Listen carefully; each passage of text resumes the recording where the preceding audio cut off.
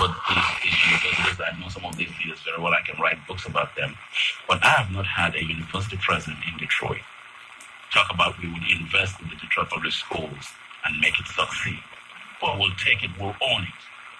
You see, part of the dehumanization of the population of Detroit is manifested itself in the fact that no university president has said that.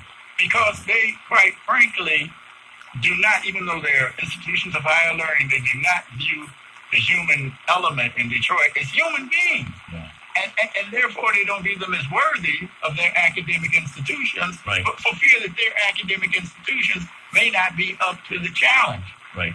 But that, as Yassine said earlier, is a lens that must be changed.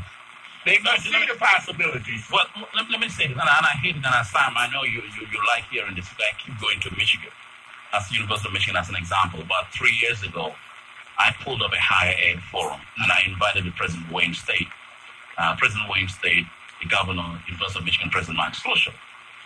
And when I sent out the invitation, right, this was to discuss higher ed, right, and how the state can support institutions of higher learning, right, that I convened this forum.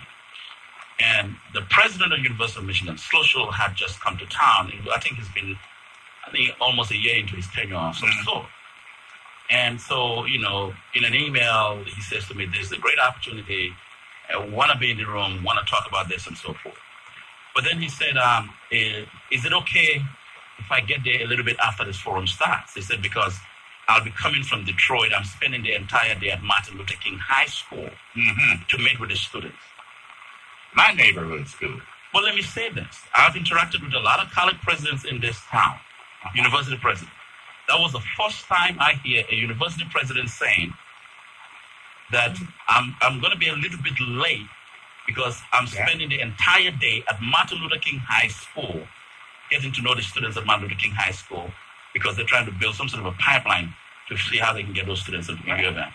And the significance of that is that we aren't talking about a football or basketball coach. Right. We're talking about the president of one of America's leading universities, the University of Michigan. Right.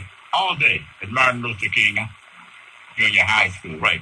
My neighborhood. I didn't hear President Wayne say that.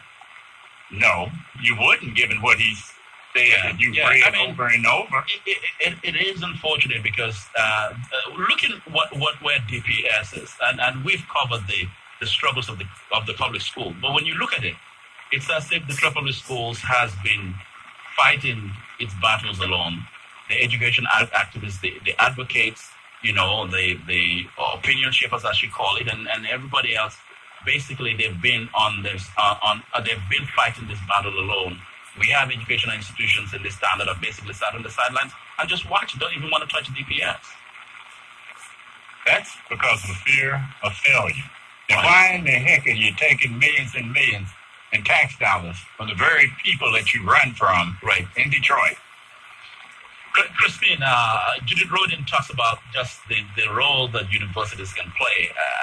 One, I think, was a game changer, and I think that this should be a model. And I think we're obviously talking about our own local context here. I'm sure that there are other universities across the nation who are following this example, or perhaps are already doing this. But in many ways, I just thought that the nexus between the university and the public school system is such an important nexus, and it should not be a loose relationship. If you talk to people that know what is happening, they will tell you that the relationship between the school system in Detroit and the universities that are in Detroit is a loose relationship. It's not a relationship where they, in fact, adapt in the school system. Well, going back to what you said about Dr. Mike Schloesser, actually going to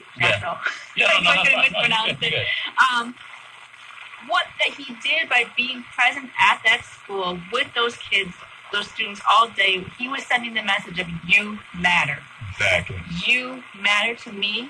Right. You matter. And this is who I am. Right. And this is where I want to see you. I want to see you at my school. Right. And